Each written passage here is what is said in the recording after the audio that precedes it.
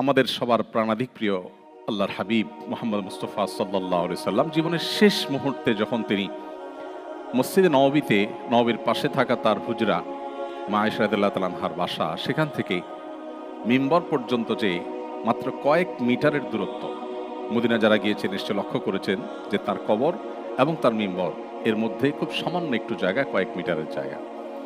এই জায়গাটুকুতে তিনি পায়ে হেঁটে আসতে পারছিলেন না।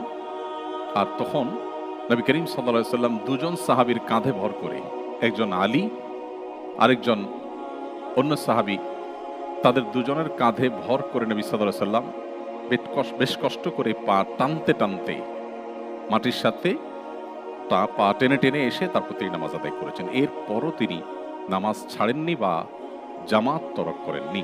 নামাজ এমন একটি বিধান আল্লাহর যে এর কোনো বিকল্প কোরআনে বা হাদিসে কোথাও দেওয়া হয়নি।